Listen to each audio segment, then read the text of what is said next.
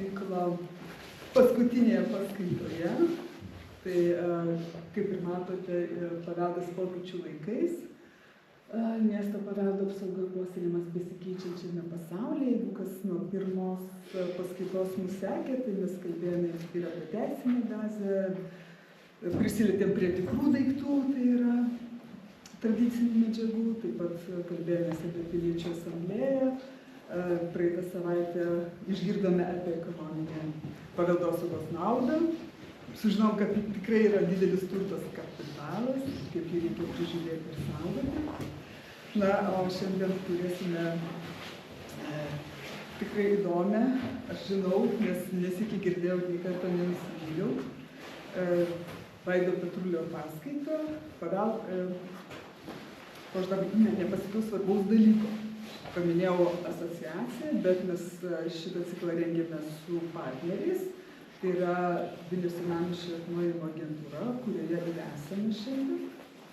Priglaudai ir taip pat žurnalas Statyba architektūra, portalas esa.lt irgi prisidėjo viešinant mūsų renginius.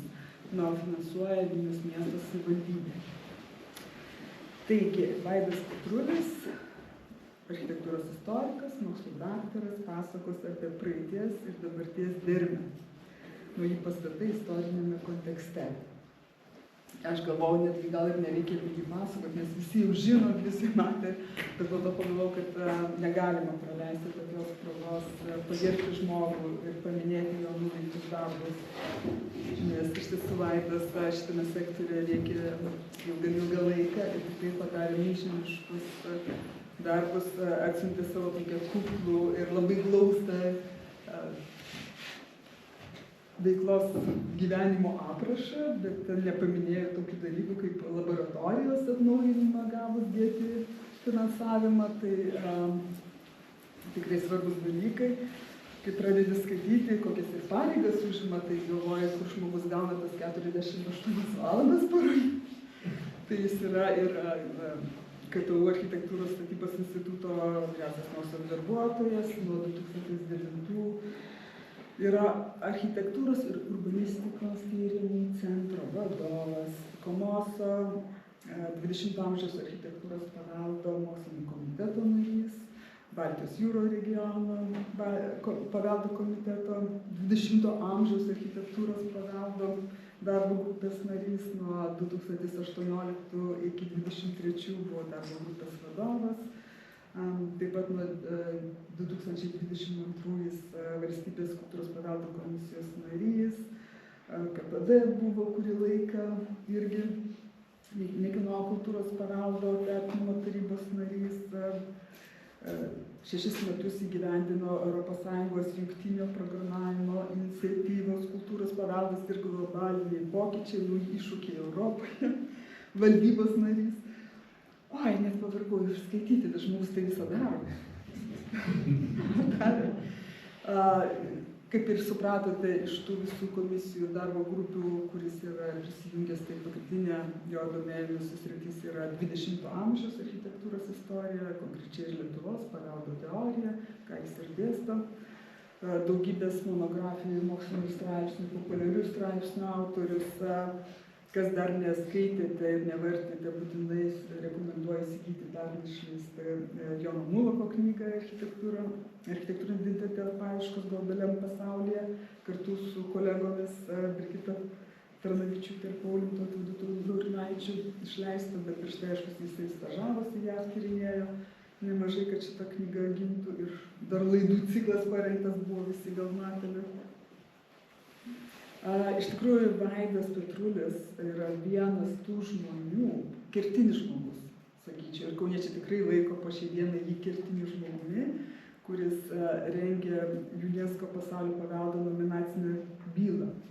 Tas modernistinis Kaunas, kuris sėkmingai ir buvo įtrauktas, dabar mes turime dar vieną 5-ąją vietovę UNESCO pasaulio paveldo Lietuvoje.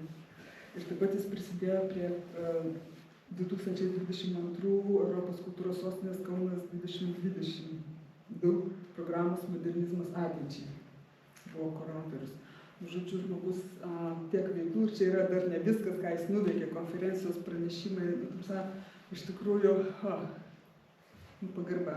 ir labai dėkingi, kad vis dėlto skiriat laiko ir atvykote, tai aš tada pasitraukiu ir užleidžiu sceną Vaidai. Sveiki, pralinksmino mane tas Vaidos pranešimas apie mane. Jo, net kvėpuotinai buvo sunku.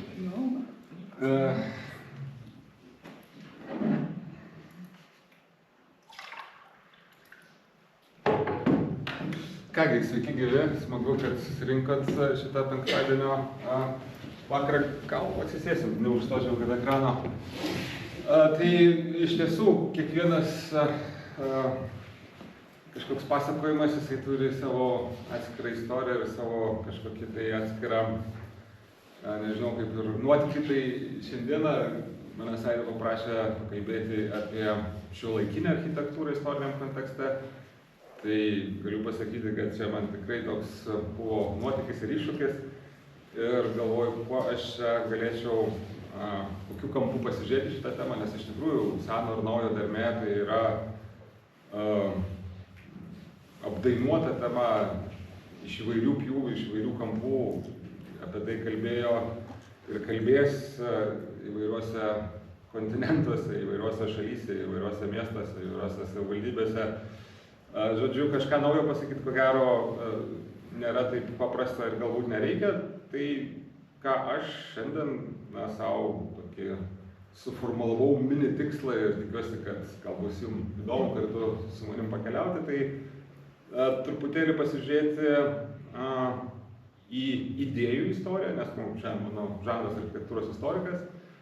Ir kas man tikrai labai įdomu ir toks savotiškai siurprizas, kartais atrodo, kad ateina jauni žmonės ir išranda kažkokį tai dviratį, sako, va, čia visiškai nauja, tarkim, tvari raida, ne, ir antrinis medžiagų panaudojimas, atrodo, kad o, čia dabar viskas, šių dienų aktualija. Nu, nėra taip, nėra šių dienų aktualija. Tai vat, ką norėjusi pasižiūrėti truputį į tos paveldosaugos kryptis ir ne paveldosaugos, bet šiuolaikinės architektūros buvimo senoje aplinkoje kryptis. Ir tų krypčių istorinės ištakas. Ir ko gero moralas galėtų būti šitos paskaitos ir bus, kad iš esmės mes nuo tada, kai atsirado tas vėl dar atskira istorija, kada mes galim pradėti kalbėti apie sakysim, seno ir naujo santykį, galbūt nuo 19 amžiaus, bet sakykim, aš apsiribosiu 20 amžių. Tai tos idėjos, kurios galima gal net ir pradėti nuo pirmos skaidrės, kaip čia jos naviguojasi. Ai, neįjungta, kad šunkė. Aha.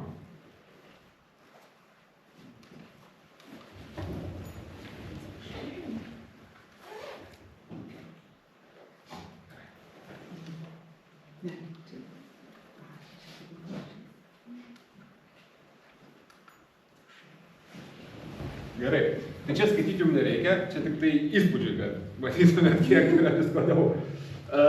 Bet kertiniai dokumentai, tai pirmas yra 1931, o paskutinis 2017. Tai galite, aišku, nusifotografuoti, nes iš tikrųjų tie dokumentai tai yra tie, sakysim, tokie doktrininiai tekstai, kuriuose vienaip ar kitaip paliečiamas naujos architektūros senamiestyje klausimas, bet grįžtant prie minties, kad iš tiesų, matyt, ir pati logika ir sąranga šito klausimo, jinai lemia, kad yra keletas būdų elgsenos ir tie elgsenos būdai, jie kiekvienu laikmečiu įgyja naujas formuluotės, naujus išsireiškimus, naują žodyną, bet principai tai yra tas pats. Tai va tokia mane, nežinau, ar jūs patikėsite ar ne, bet toks mano sumanimas, apie tai aš šiandien ir norėjau pašnekėti. Tai pirmiausia, pradėsim ir bus keletą iš tokių kelių dalių. Tai pirmiausia, trumpai labai apžvelgsim doktriną, tai yra tos pamatinius teiginius. Ir paskui kaip į tą doktriną, sakysim, reaguoja architektai, nes vėlgi fokusas šiandien turėtų būti šiuolaikinė architektūra, ne istorinė. Tai va, tai kalbant apie doktriną, tai ko gero pats pirmas ir pamatinis klausimas, kad nauja senoj aplinkoj turi būti atpažįstama. Čia, aišku, galim ginčytis labai daug ir ilgai ir truputį šnekėsim apie imitacijas ir kopijas, bet principe jau nuo Atėnų chartijos, nuo 31 metų visi tai priskiria Venecijos chartijai 64-ais, ne, nuo pat pradžių, nuo 31 metų. Turi būti atpažįstama. Na, aš jau dabar pats, čia aš 31 įdėjau. Tai va tas atpažįstamumas tai yra, kad senas ir naujas gali gyventi kartu, bet mes turim žinoti ir vėlgi iš ko kyla tai aišku iš pamatinės doktrinos, kad autentiškumo. Nes jeigu tu imituoji, tu tarsi nutrini ribą tarp kas yra autentiška ir neautentiška, nes tiesiog žmogaus akis nebeatskiria ir tada praranda tarsi ir tos savo kultūrinės žinutės prasme. Čia įdėjau tokį įdomų momentą, įdomų pastatą, kuris atspindi ir matysi daug bus ir istorinės, ir tarpukarį, kai kur grįšiu architektūro, tai yra Arno Rusvorė projektas Helsinkio miesto rotušės rekonstrukcija. Nežinau, ar teko būti ar neteko. Buvo daug debatų, iš išorės atrodo šitas pastatas taip, o vidus taip. Na ir aišku, suomiai pakankamai stipriai debatavo, bet čia yra 60 metų prieš Atėnų chartiją. Tai yra būtent tos dvasios atspindys, kad turi būti atpažįstama. Na ir nėra čia jokio pristaikymo, jokios imitacijos, švari minimalistinė erdvė. Na, toks savotiškas sprendimas, gali kažkam patikti, gali nepatikti. Ir tą temą, tą atpažįstamumo temą mes praktiškai galime atsekti ir matyti iki pat naujausių šiuolaikinių dokumentų. Na, pačioje Valetos rekomendacijose ar kažkur kitur. Na, ta pati citata, aš čia taip kažkaip nepatogiai įsitaisęs, pats nematau, kas yra. Tai bandysiu iš atminties ir ko gero per toli, kad paskaitytumėt, bet principė tai čia yra jau Venecijos chartijos teiginys, kuris kalba apie tą patį jeigu. Ir aišku, čia galbūt reikėtų irgi tą aspektą pasakyti, kad Venecijos chartija gal labiau ne apie naujų pastatų, bet apie seno rekonstrukciją ir naujo darinio atsiradimą. Bet principė tą patį būtų galima kalbėti ir sakykime, ir naujiem pastatams. Ir čia yra Kastelvečio muziejaus Karlos Karpos 59 metų projektas ir čia visai iš tokio kito pranešimo gana tokia smagia idėja girdėjau, kad pasirodo Atėnų chartija. Čia kaip sako, kad, sakysim, fizikos mokslas, tai iš pradžių eina mokslas, paskui eina praktika. Tu išrandi kažką tai ir tada jau tą kažką pritaikai. Tai Venecijos chartija, bet aš su to ne iki galo sutinku, bet pasakysiu kaip gražų anekdotą. Tai Venecijos ir kiti, ten Valetos, sakykime, dokumentas, tai pirmiausia atsiranda pastatas, o paskui atsiranda chartija, kuri tą pastatą aprašo ir apdainuoja. Tai čia, tarkim, Karlos Karpos 59 metų, Venecijos chartija, sakysim, 64, tai galima būtų sakyti. Bet vis tiek, esmė yra tikrai, kaip sakyt, aišku, istoriniai aplinkoje, brutalizmas, medžiagos atpažįstamos, viskas savaime aišku ir teisinga.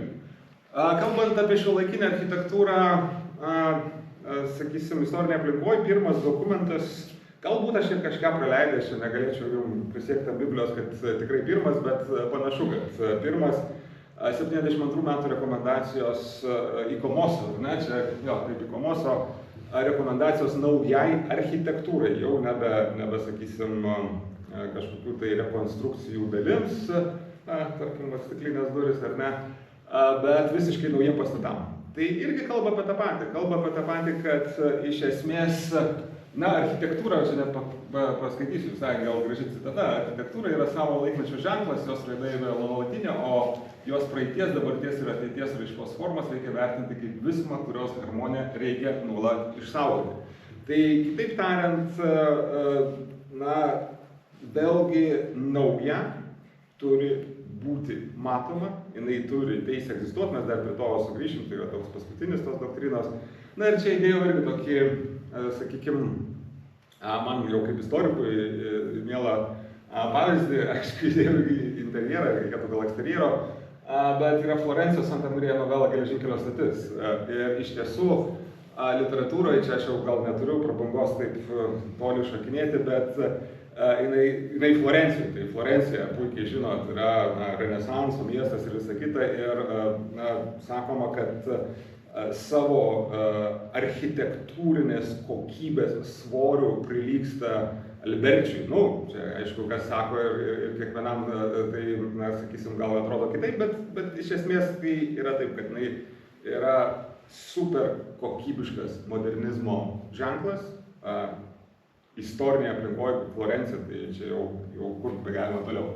Tai va, tai 72 metai, vėlgi, jeigu kalbant apie tą įteisinimą, kad atpažįstamumo, tai 72 metų jau tas yra akivaizdu.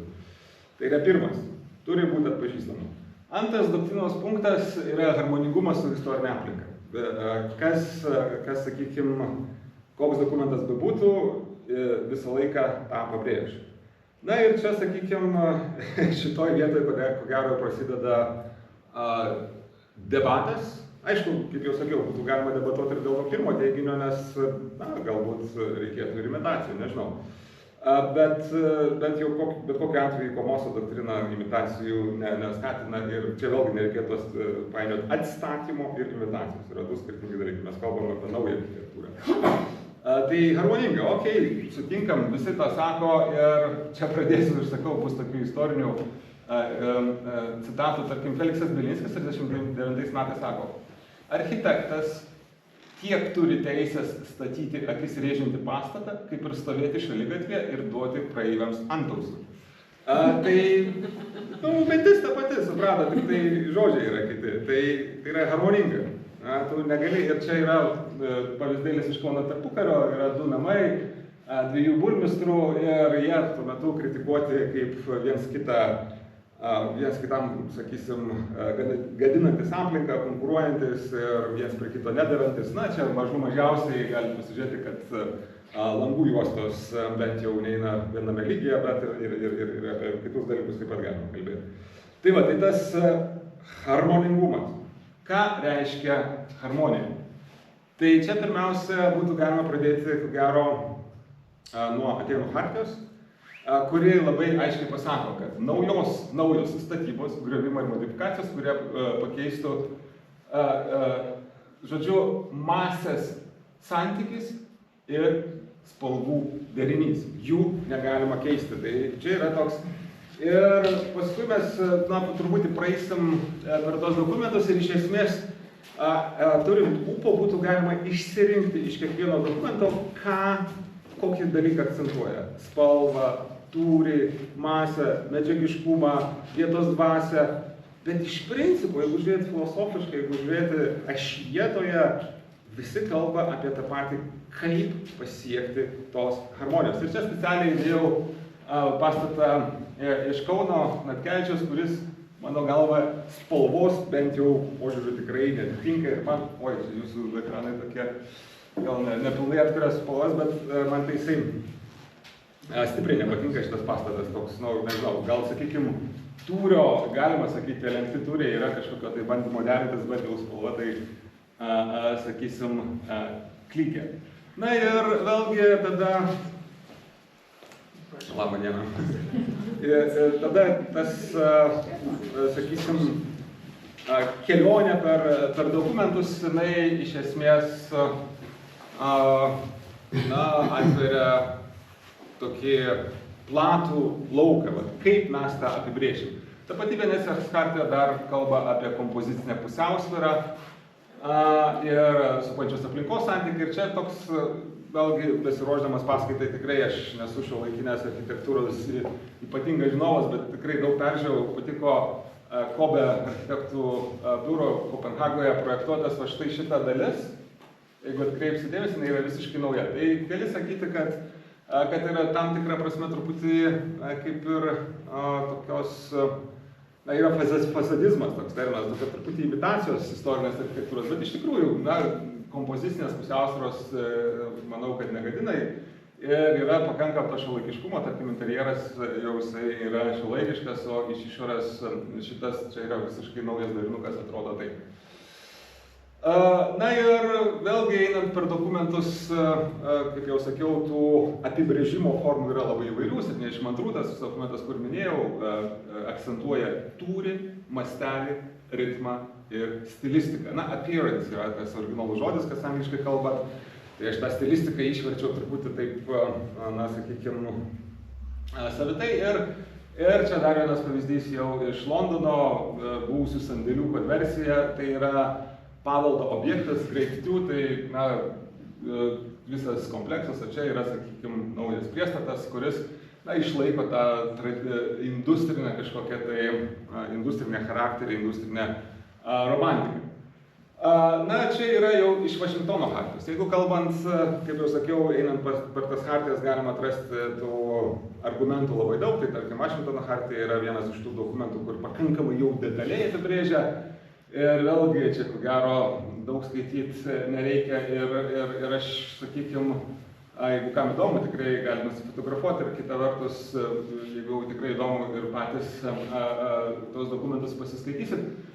Bet man patiko tas argumentas, vėlgi iš tikrųjų, kaip realiai, na, mano tikslas parodyti, kaip kinta laikė, tai nuo, sakykime, tokio fokuso į pastatą ir harmoniją su juo, palaipsniui eina į santykį su aplinka ir paskui matysim, jau šiuolaikiniuose dokumentuose vis daugiau atsiranda vietos dvasios, vietos charakterio, žmogaus dimensija. Tai vėlgi, na, čia, jeigu žiūrėti tą visą paveldo koncepto susiformavimą, tai nežinau, jeigu pamenat, jeigu istorija architektūros mokytas buvo toks Tony Garnieras ir jo industrinis miestas buvo toks utopinis projektas, nu, utopinis, neutopinis ir senamiestis yra kaip atskiras segmentas ir iš tikrųjų ir pati Atėnų chartija vėliau kalba apie istorinį objektą kaip atskirą ir paskui yra raida, kad ir mažiau reikšmingi objektai yra svarbus, o paskui jau ir žmonės yra svarbus, ką mes kalbam šiandieną. Tai va, tai čia tas momentas, kad iš tikrųjų, jeigu mes kalbam apie tą harmoniją, tai kaip jinai pasireiškia, tai aišku, visų pirma, miesto struktūra, kuri apibrėžta stulpais ir gatvėmis, mes visi kalbam apie morfotipus, tas pats čia nieko naujo, pastatų žaliųjų bei atvirų erdvių santykių, na ir taip toliau, ir kas man šitoj vietoj tarsi visai pasirodė įdomu, miesto ir miesto teritorijos ir ją supačios aplinkos tiek natūralios, tiek ir dirbtinės santykių. Tai yra santykis tarp objekto ir už jo esančios aplinkos. Na ir ieškant pavyzdžių labai patiko Alberto Campo Baezos naujas projektas 2069 metų Kadize, Ispanijoje, ir čia tas galimybė padaryti nuotrauką visiškai skirtingais rakursais ir va tas santykis tarp aplinkos, tarp jūros ir seno audinio, na, man jis tikrai pasirodė simpatiškas. Ir beje, čia dar vienas, aš to specialiai neįtraukiau, yra dar vienas iš tokių doktrinių dalykų, galimybė atkurti. Tai, na, taip, kad tu nesugadintum, sakysim, visam laikui, tai čia irgi ta sakykim, toks laikino paviljono momentas, jisai tą momentą pakankamai akcentuoja. Na, valetos principai. Kalbėjom apie tai, kad, aš užmiršau prašyti, man atrodo, Renzo Piano, čia yra valetoje pačioje sostinėje, kalbėjom apie tai, kad kartais dokumentai atspindi realius procesus, tai iš tikrųjų tas Renzo Piano suprojektuoti vartai, atsiprašau, jeigu nėra Renzo Piano, bet man atrodo lyg ir jo, bet kokiu atveju vieno iš to šiuolaikinių žvaigždžių, iš principo atliepia tuos valetos principus, kurie irgi yra dar vienas doktrininis dokumentas, kurio vėlgi naujas momentas, aš stengiuosi vis naujai įmesti, nes apie morfotipus kalbėjom, apie kompozicijos tęstinumą, tai yra išskirtinis kūrybiškumas atspindintis vietos dvasią. Tai va, sakykime, gal Venecijos chartija apie kūrybiškumą nešneka, galbūt žodis interpretacija kažkur yra, bet laikui bėgant vis atsiranda tokių lankstesnių, plačesnių sąvokų, tai čia yra kūrybiškumas. Na ir čia akivaizdžiai šiuolaikinės architektūros pastatas ir jeigu kas buvo Valetoje, tai čia tokia centrinė gatvė, čia eini pro vartus ir čia yra senamiestis. Tai yra visiškai senamiesčio teritorijoje ir aišku jisai savo medžiagiškumu, sakykime, imponuoja. Na, čia yra, jeigu manęs paklaustumėt, koks tavo mylimiausias senos ir naujos architektūros santykio pavyzdys, tai man vienareikšmiškai šitas yra tiesiog tobulą, tai yra architektūrinė meditacija. Alila anksčiau viešbutį, nežinau, kaip tart Kinijoje. Ir dabar ką aš norėjau pasakyti, kad kinta kartu su laiku ir kas dabar, aš jau truputį užsimėjau, kas dabar ateina į kontekstą, kad taip pat svarbu ir žmogus. Ir tas žmogus tai yra vietos dvasia, vietos charakteris, yra Kvebeko deklaracija, jeigu kam įdomu. Aš dar pradėjau, buvo pirmas gyvenime išvažiavimas į tokį renginį, profesinį renginį užsienį 2008 metais. Ir dar, kaip šiandieną pamenu, diskutavom apie vietos charakterį ir tą materialumo ir nematerialumo darbę. Ir iš tikrųjų atrodo tarsi truputį miglota, bet tas jau dabar iš laiko perspektyvos ir kuo toliau šitoje srityje būdamas, tas nematerialumas jis eina per žmogų. Tiesiog turi būti žmogus, kuriam tai aktualu ir čia nuotraukose, nes visai, tarkim, viešbutis, gal iš karto, tai buvo senas industrinis kompleksas ir šalia jo atsirado naujas tūris, bet kartu naudojant ir tradicinės medžiagas, tai yra bambuką, bet kartu tai yra ir vietinės žemdirbystės, integruota vietinė amanininkystė, vietinės veiklos. Tai čia yra 5 žvaigždučių viešbutis ir tu būdamas tu kartu esi ir toje dvasioje, tai yra, čia viskas. Ir Būros chartija 99 metų, matysim, yra Būros chartija išleistas 79, bet paskui atnaujinta, kalba apie tai, kad kultūrinę reikšmę įkūnija pati vieta, jos medžiagiškumas, aplinka, funkcija, bet taip pat ir asociacijos, prasmės, istoriniai šaltiniai ir įvairūs nematerialūs aspektai. Tai iš tiesų tą yra labai sunku įmedžiaginti ir galima čia iš tokių jau lietuviškų kontekstų Kauno nominacinė byla vadinasi optimizmo architektūra. Iš tiesų mes gavom pastabų iš Pasaulio paveldo centro, kad optimizmą tu negali įdėti į atributus, čia yra kaip ir graži istorijos dalis, bet kur tie atributai. Tai čia tas vietos dvasia, vietos charakteris, jis visuomet lieka iššūkis. Ir kaip tą atributuoti, kitaip tariant, kaip suteikti jam tą medžiaginį pavidalą, tai kaip jau sakiau, matyt, žmogus yra tas kriterijus. Tai grįžtant prie antro teiginio, tai antrasis teiginys yra harmoningumas su istorinė aplinka. Kaip tu tą išspręsi, kaip tu tą pateiksi, kokių argumentų ieškosi, tai truputį kinta istorijai nuo paprasčiausių kompozicinių dalykų link kūrybiškumo ir link, sakysim, vietos dvasios, vietos charakterio kažkokio išsaugojimo, tai yra ar naujas pastatas, sakykime, vietos dvasiai, charakteriui neprieštarauja, ar jį papildo, ar jį puoselėja, tai bet toks momentas. Trečias dalykas, kurį išskyriau doktrinoje, tai yra minimali intervencija. Vėlgi apie tai visi šneka ir šneka įvairiais terminais, įvairiais žodžiais, bet ko gero man pats toksai gražiausias pasakymas, kur gali vienu sakiniu apibūdinti, ko reikia naujai architektūrai senoje aplinkoje, tai yra jau Būros chartijos teiginys keisti tiek, kiek būtina, bet kuo mažiau. Angliškai changing as much as necessary, but as little as possible.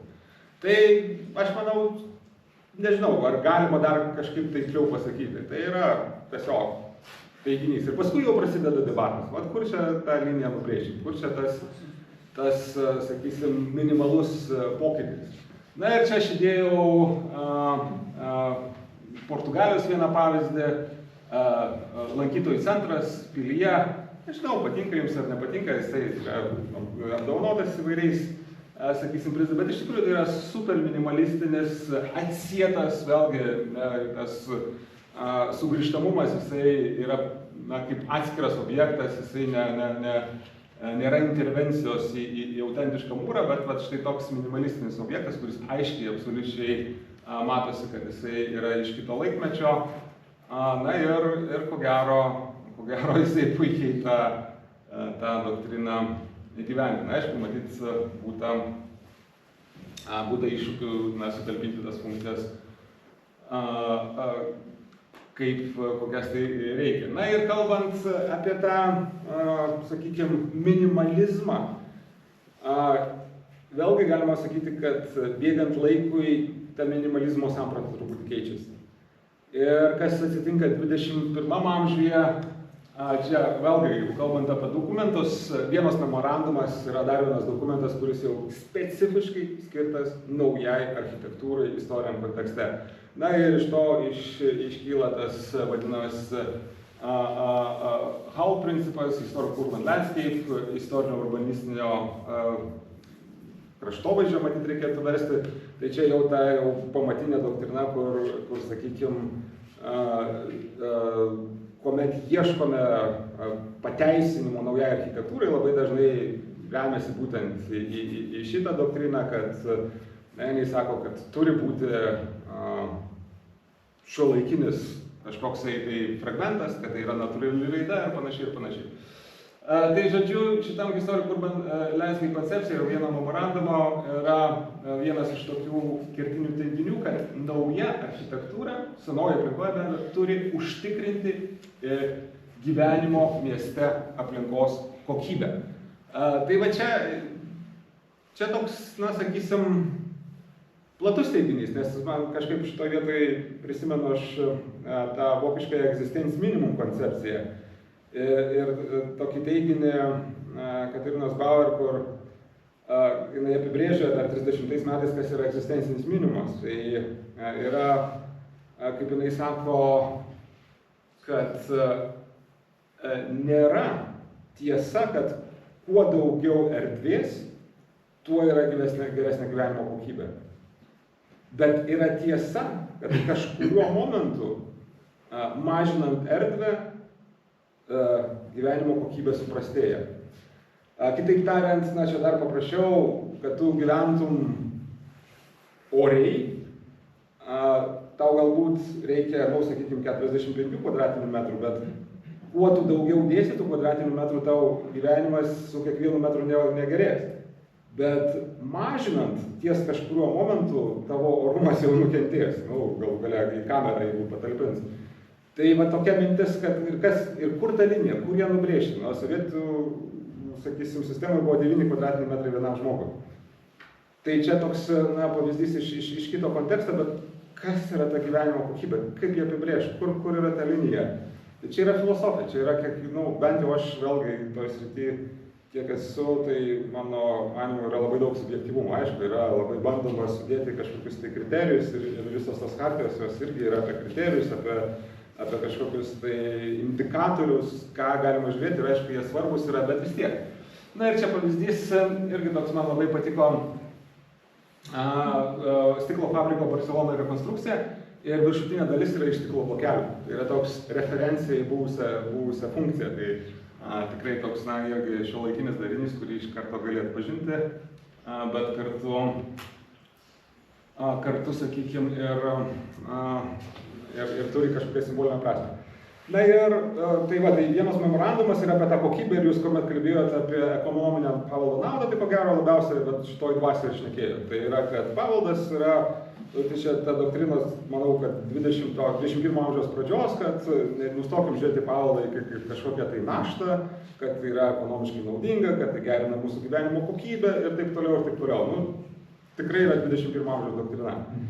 Kas dabar prasidėjo, tai yra dar viena doktrina, kuri iš savo kolegų, aš tikrai galiu pasakyti, kad tai absoliučiai dominuoja, kad iš vis nustokime statyti. Jeigu tik gali nestatyti ir nestatyk. Ir konversija. Ir čia dar visai neseniai turėjome, čia prieš porą dienų tokį posėdį ir Baltic Sea Region Heritage Committee ir kažkaip dar belaukiant, kol visi prisijungs, truputį diskutavom, kaip vertina tos naujus kvartalus, nu, mano kolegos iš Danijos šiuo atveju, tos naujus kvartalus, kurie yra statomi remiantis visais tvarios plėtros principais. Nu, tikrai jau ten super, populiarinam ir taip toliau. Jis tai pamastė, sako, nu, bet vis tiek būtų geriau nestatyti. Ir tai yra fundamentalu, tai va tas ta pilkoji energija vadinama, kuri yra panaudota pastatams pastatyti, tai jeigu žiūrėti Vokietiją, Skandinavijos šalis, tai dabar absoliučiai vyraujanti doktrina. Tai čia ta doktrina atsitinka 2017 metų dokumentas paveldo strategija, Europos paveldo strategija. Tai tam to šviesoj, tarkim, tokių objektų kaip Merkurijaus, čia net skaidrė sugriuvo, ne tik kad pastatas. Žodžiu, griovimas jisai yra, na, tiesiog negalimas, nelogiškas, nelaiko dvasioje, sakykim taip. Ir vėlgi tik tai dar vienas momentas, man jau kaip istorikui įdomu pasakyti, kad ta negriovimo doktrina nėra jokia nauja. Ir kuomet prasidėjo modernizmo kritika, ten tarkim Piterio Bleiko yra tokia knyga Forma seka fiasko, ir vienas iš jo tokių argumentų yra, kad na, architektas niekad negali atspėti funkcijos, kokia jin bus. Ir ta funkcija tikroji pastato vietos atsiranda tik ten gyvenant ir po to, kai konvertuojamas objektas. Tai čia panašiai logika, kaip parke išdėsčius takelius, vis tiek žmonės eina savąją logiką, tai jisai tą ir pastatą pritaiko. Bet kas man yra labai įdomu, tai yra 77 metai. Ir tas naujas prikelimas pastatų, jisai nieko naujo. Paskaitęs dabar taip sugriuvo. Na ir iš tų konversijų irgi toks jau pakankamai senas projektas 73-75 Ricardo Profilio ofisas. Tikrai fantastiškas architektūros ofisas įkurtas buvusiam pramoniniam objektui. Na ir, ir kalbant jau absoliučiai apie paskutinius dalykus, tai čia viena skaidrė iš mano studentų paskaitų, studentų darbų, yra komercinis centras Porto mieste, 82 metais pastatytas toks visiškai apie nieką. Objektas jisai apie 2000-osius buvo konvertuotas į alternatyvios muzikos centrą ir šiemet Liepos mėnesį jisai tapo kultūros paveldo objektų valstybės saugomu, savivaldybės saugomu, bet apie ką tai yra? Apie negriovimą. Tai dabar yra absoliučiai dominuojanti doktrina. Tai va, tai tas momentas, jeigu kalbant apie minimalią intervenciją, tai nuo pat pradžios, nuo Atėnų chartijos, nuo Bura chartijos, statyk kiek įmanoma mažiau.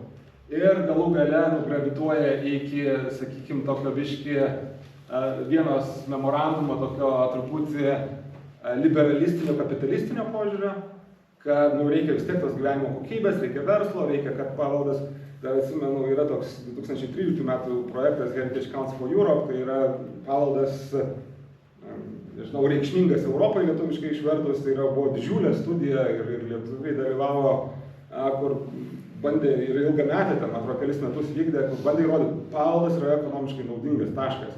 Tai šiandieną aš jau jaučiu, kad ta ekonominio naudingumo doktrina, jinai po truputį išsikvepia ir atsiranda doktrina, kuri kalba apie, tokį labai radikalų tvarumą.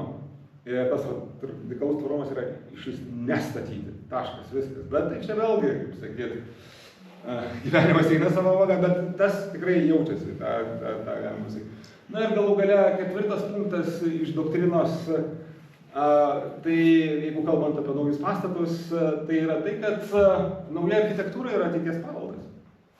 Ir iš tiesų jau mažiausiai Granados konvencijoje, bet ir kitose dokumentuose yra doktrininiai dokumentai. Sakoma, kad naujoji architektūra yra mūsų amžiaus indėlis į Europos paveldą. Čia visiškai, nežinau, kažkas kom skaidai. Žodžiu, tai vėlgi tada kyla klausimas, kokia ta naujoji architektūra. Ir čia yra dar iš tarpukario Dobužinskio citata, kuris peikia ir smerkia Kauno architektūrą, kad liūdna darosi, kai visa naujoja guja senovės paminklos, o pati negali atstoti jų grožio. Tai kalbant šių dienų terminais, tai yra, kad būtų lygiaverčiai gražu. Na ir tas lygiaverčiai gražu, jisai įgyja ir dokumentuose išraišką, bet čia parinkau tokių įdomesnių pavyzdžių, nežinau, ar kiekvienas iš jūsų esate žinojo, tarkim, Londone Lloyd's Building. Richardas Rodžersas, 1998 projektuotas, high-techo pavyzdys, dabar yra kultūros paveldo objektas. Kuomet jį statė, buvo didžiulis debatas, kad šitą istorinį pastatą, matot, jo liko tik tai fasadas, kuris ir buvo kultūros paveldo vertybė, bet jį nugriovė ir pastatė kažką naujo, kas vėl tapo vertybė. Na ir čia įdomumo dėliai, mes vėlgi čia su kolegom kažkada diskutavom, koks yra pats naujausias kultūros paveldo objektas, jauniausias gimimo prasme. Tai Lietuvoje aš manau, kad tai yra bankas Hermes Vilniuje, tai yra postmodernistinis 94 berods metų. Bet tarkim, švedai saugo modernaus meno muziejų Ralf Maneo 98 metų. Norvegai saugo Oslo operos ir baleto teatrą 2008 metų Snohetos. Saugo su visais interjerais, mes dar specialiai kalbėjom. Negali nieko keisti, viskas, taškas. Na ir pats naujausias 2016 saunos pastatas Helsinkyje irgi yra kultūros paveldo objektas. Jis yra saugomas jau municipaliniu lygmeniu, kaip urbanistinė aplinka formuojantis dalykas, bet jis yra saugomas. Tai čia yra tas įrodymas, kad nauja architektūra tampa paveldu. Bet grįžtant prie doktrininių dokumentų, kaip tą nuspėti ir kaip tą įdėti į kažkokį tai argumentus, tai vienas iš tokių Washingtono Hartė, kuris sako, kad naujas objektas turi praturtinti vietą. Ir iš tiesų aš ko gero manau, kad tai yra pagrindinis atsakymas. Vėliau mes išnekėsim, kaip jį apibrėžti, tai čia yra jau kita istorijos dalis, bet iš principo jisai turi atnešti naują kokybę. Ir jeigu būtų manęs paklausti, pafilosofuoti, kokia turi būti šiuolaikinė architektūra, tai ta senoji aplinkoje, ta, kuri potencialą turi tapti paveldo objektu pati ir savaime.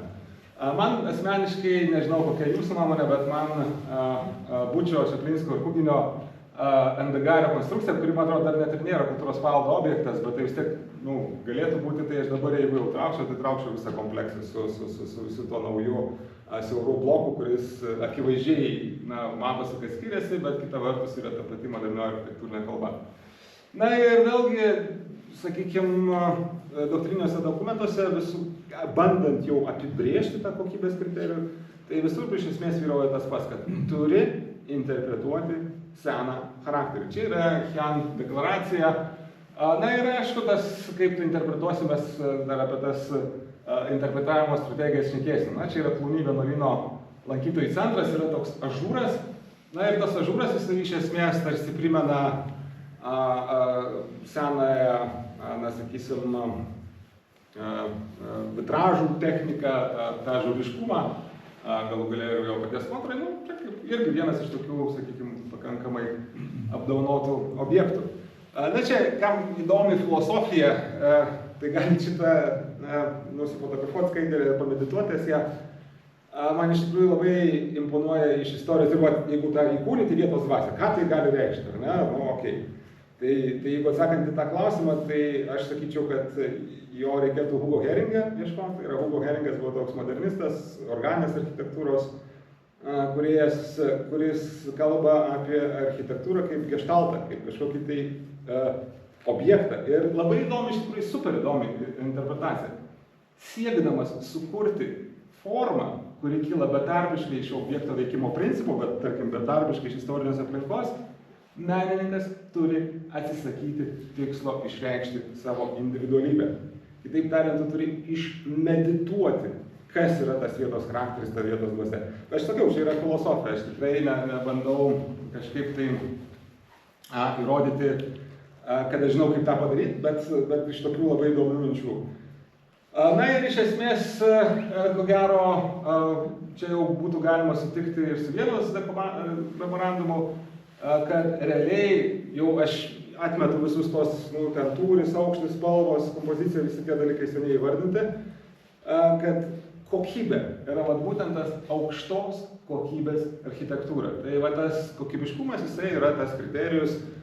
Ir aš suprantu, čia yra jūsų ta asociacija, ar ne vadinasi, architektūros kokybės. Tai yra čia atskiras, bet vis tiek kaip tu beverstum viskas į tai atsiverčia. Kad turi būti kokybiškai. Čia kažkokie tai dievai mums prieštarauja šitai skaidrai, bet čia yra vienybės aikštė. Ir čia yra toks dar vienas labai įdomus. Ok, kokybė sutinka, viskas gražu, nuostabu, visi kaip sakyt, neprieštraujam. Bet yra toks momentas, kad atraskit man nors vieną objektą istorinėje aplinkoje, kuris savo reklamoje nebūtų pasakęs, kad mes derinamės prie istorinės aplinkos. Visi taip sako. Klausimas, ar mes visi su to sutinkame? Na ir čia šitoj vietoj man labai imponuoja semiotika. Yra toks Bontelis, klasikinė semiotika, kuris skirsto, vėlgi semiotika apie tai, kaip mes atpažįstame ženklus. Tai čia yra, mano galva, vienybės, mes papuolame tokia, sakykime, taip, papuolame tokį pavojų pseudosignalų. Pseudosignalas yra toksai, kad iš esmės yra suformuotas siuntėjo, tai yra to darytojo žinutė, kad čia yra kažkas užkoduota, bet priėmėjas, kitaip tariant, žiūrėtojas, jisai to nemato. Tai va čia klausimas. Čia iš tikrųjų pamatinis filosofinis klausimas. Tu gali pasakyti, kad taip yra, bet ar mes tą matom? Ir iš tikrųjų, ką daryti, ir tada mes toliau važiuojam, ką daryti, kad mes tą atpažintume. Yra kokios strategijos, kurios tos kokybės. Tai iš tikrųjų tų strategijų yra, sakysim, įvairių. Na ir čia keletą tokių pasižiūrėsim, tai viena iš jų yra imitacija. Nu, tai jau tikrai niekas nesupainios, jeigu jau tu imituosi seną architektūrą, tai jau tikrai niekas nesakys, kad neatitinka vietos charakterio. Nu, tikrai atitinka, čia kalbos nėra. Tai ta imitacija, iš esmės nuo to ir prasideda paveldosauga, nuo Velelio Diuko, nuo Paryžiaus katedros, kai sakysim, Paryžiaus katedra, jinai netgi ten papuošiama gorgolėmis ir kitais elementais, kurių net nebuvo. Na ir apskritai tas imitacijos fenomenas, jisai vėlgi toks labai įdomų istorinis žvilgsnis, kad jisai yra absoliučiai paplitęs per visą 20 amžių. Čia, tarkim, man labai patinka Chicago Tribune, irgi yra istorinė aplinka, centrinis Čikagos, tik tiek, kad laikas jau biškai kitas ne šiuolaikinė. Tai buvo didžiulis konkursas 23 metų ir vietoj modernistinės architektūros pasirinko Ruano katedros kopiją. Tai tiesiog imitacija, taškas. Ir aišku, tai kaip ir akivaizdu, kokybė, Ruano katedra. Iš tokių lietuviškų imitacijų man patinka Putvinskio gatvėje, Vytauto Landsbergio ženklė, jeigu čia pasižiūrėtumėt tą geltoną pastatą, tai yra taip kaip dabar yra. Ir čia yra 54 metų nuotrauka, kur realiai stovėjo tik ta dalis ir aš tikrai nemačiau projekto, man atrodo vis dėlto, kad Landsbergis buvo padaręs tik tai šitą dalį, staiga buvo užstatyta kita. Na, bet netgi jeigu ir buvo paruošęs, jeigu tas projektas, sakykime, tiesiog pagal jį gyvendinamas, nors šiaip abejoju, bet vis tiek visa stalinistinė architektūra kartais net neatskiria, kur yra tarpukaris, kur yra carinė, tai čia vien dėl... Čia rodo... Aš nežinau, kodėl tos skaidrės yra sugedę, bet čia mano angliškos pargalkės po nuotraukom pakištos.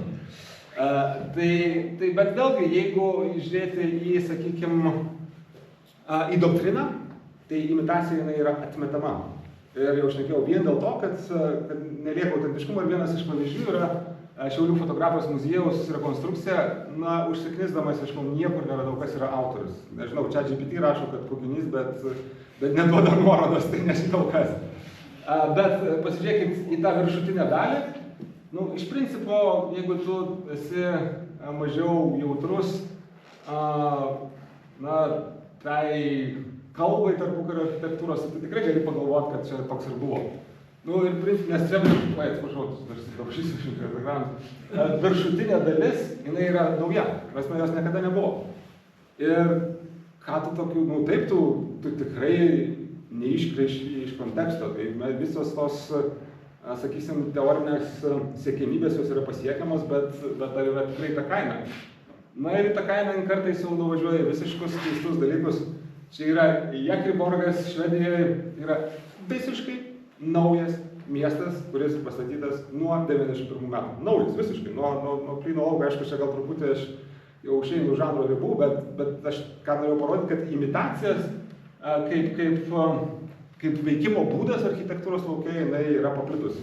Dar paskutinis jau imitacija, aš jums daug čia nekankinsiu, bet yra Skopje, Šiaurės Makedonijoje. yra kosmosas, yra visa centrinė, ir čia yra centrinė dalis, čia istorinė aplinka, tai yra visiškai nauji pastatai, 2014 metų, toks, kičio karalystė padaryta. Tai, žodžiu, imitacija, jinai kaip ir galima, aš čia ne apie statymą šneku, statymas yra kita tema, kuri iš tikrųjų daug debatų yra. Bet jeigu tu sieki, sakykime, dermės, harmonijos su istorinė aplinka, tai tu gali imituoti senus pastatus. Kitas būdas, kuris iš tikrųjų istorinė aplinkoje, ir dabar mes eisim nuo radikalių iki mažiau radikalių ir ko gero galbūt tokių jau priimtinų pavyzdžių, bet tiesiog įdomumo dėliai, koks yra spektras buvimo senoje aplinkoje, tai vienas yra radikalus kontrastas. Ir radikalaus kontrasto pavyzdys mes galim nuo Eifelio bokšto pradėti šnekėti, kur paryžiečiai atsisukę, vėlgi, tiesą pasakius, nepasidomėjau, bet įtariu, kad kultūros paveldo objektas dabar. Iki, sakykime, Bruno Tauto, to miesto karūnos koncepcijos, iki Le Corbusier, irgi čia yra Marais kvartalas, yra 19 amžiaus kvartalą nušluoti, pastatyti naują. Iki, sakykime, to, kas ir padaryta, Mies van der Rohe's, IIT, University Institute of Technology, yra visiškai istoriniam kontekste iššluotas kvartalas ir dabar šiaip jau Mies van der Rohe iš tikrųjų yra vienas iš didžiųjų meistrų, bet pastaraisiais metais yra labai daug neigiamų vertinimų šito, aš turiu galvoje iš vietinio, iš Čikagos konteksto, ir čia įgyja dar vieną dimensiją, tos vietos dvasios, vietos charakterio, žmogaus, čia buvo Juodaodžių kvartalas su džiazo centru, visi tie džiazo muzikos šaknis jos būtent šito vietoj buvo ir tai buvo nušluota nuo žemės paviršiaus ir nustatytas toks dalykas. Įdomumo dėliai čia dėl smalsumo, kas mano kitų paskaitų nematėt, yra Mies van der Rohe's mokinio lietuvių Antano Rimavičiaus projektas Šančiams. Lietuviškam šančiams irgi būtų nušluota nuo žemės paviršiaus ir užstatyta. Iki sakykime, Afrikos čia galima praeiti tos dalykus. Ir čia, sakykime, vėlgi gal ko gero ryškiausias to tokio modernistinio kontrasto nepasiteisinimo pavyzdys, tai yra Pradygoje, ko gero visi žinot, bent vieną paliko susprogdinimą. Tai yra 72 metais šitas, vėlgi, istorinė aplinka, puikiai matot, tiesiog išvalytas kvartalas ir statyta naujai. Tai ir mintis buvo ta, kad Čarlzas Džemsas sako, kad būtent su šito, mintis buvo ta įstatant, kad perkelus tą bendruomenę, kuri, sakykime, gyvena šitoje istorinėje aplinkoje, ten vėlgi buvo juodaodžių bendruomenė, kuri su narkotikais turėjo reikalų, kad perkelus į naujus apartamentus viskas pasikeis, niekas nepasikeitė, jos susprogdino, ir laikoma, kad modernizmo mirtis. Bet iš tikrųjų, jeigu mes sakytume, kad tas kontrastas yra modernistinis požiūris, tai taip, bet jisai nedingsta niekur, jisai eina iki šių dienų ir keliauja. Tarkim, sakykime, Pompidou centras. 19 amžiaus istorinė aplinka, šiandien nenustepčiau irgi, aš kažkaip nepasidomėjau Paryžiaus Prancūzijos kultūros paveldo objektą, bet nenustečiau, kad kultūros paveldo objektas. Ir galų gale Bilbao tas efektas vadinamas. Ir Bilbao irgi yra, principė tai yra ant krašto, čia yra senasis miestas, tai jis toks, bet vis tiek ašyse, tarkim, šitoje ašy muziejus matosi. Tai vėlgi, tai yra toks kaip ir kontrasto principas. Ir čia jau gal vertėtų paskaityti Čarlzo Džemso tokią citatą, kad jisai rašo, kad jeigu ikoninis pastatas negeneruoja pakankamai neapykantos, kaip kad Eifelio bokštas jo statybos pradžioje, jis niekada nesukels pakankamai neigiamos energijos, kad būtų pastebėtas, o vėliau aptariamas ir galbūt priimtas. Tai čia irgi toks, tikrai, sakyčiau, labai stipri citata, kad tai yra to kontrasto principas, kad tu rėži stipriai ir tu žinai, kad tavęs nekęs, bet tave visi žino. Ir iš tokių pavyzdžių, pačiam man neteko būti Grace, Kunsthaus, Piterio Kuko, vėlgi, Piteris Kukas yra archigramo įkūrėjas, kai buvo jaunas, pasižiūrėkit, archigramas tokia labai įdomi buvo koncepcija apie judančią architektūrą, apie architektūrą, kuri nusileidžia parašiutais, tai čia kažkas tai panašaus ir vėlgi, tai aišku, istorinis kontekstas visiškai. Ir niekas, galbūt galima sakyti, kad masteliu jis neišsiskiria, bet jau formomis tikrai. Ir visa plejada, čia jau man net pavargau dėti tos visus antstatus ir jų yra be galo daug ir jos toliau tęsia, čia vienas Stevino Holo ir dabar Antakalnio poliklinikoje yra paruoštas, bent nežinau, ar jis bus, ar nebus įgyvendintas, toks ant viršaus uždėtas. Tai šitų dalykų jų yra labai daug. Na ir jeigu kalbant apie kontrastą, tai čia vėlgi galima sakyti iš vienos pusės, kad tai yra meninė strategija ir jeigu žiūrėti pasaulį, tas Čarlzo Dženkso, ta citata, jinai kupina ironijos, bet kartu ir tokios ambicijos. Bet principai jisai kur link veda link to, kad reikėtų dabar pasižiūrėti, ar viena vis dar liko, man atrodo, UNESCO pasaulio paveldo sąraše, bet veda link to, kad ta nauja architektūra jinai persveria tą kartelę, jinai pradeda dominuoti ir mes to seno konteksto nebeturim. Gerai, tai vienas veikimo būdas yra kontrastas. Kitas veikimo būdas yra kultūrinė nuoroda. Tai yra kultūrinė nuoroda, čia vėlgi, aš jau nebesiplėsiu, bet mintis yra tame, kad ta pačioj, įdėjau, Granados konvencijoje yra parašyta, kad paveldas yra System of Cultural References, kultūrinių nuorodų sistema.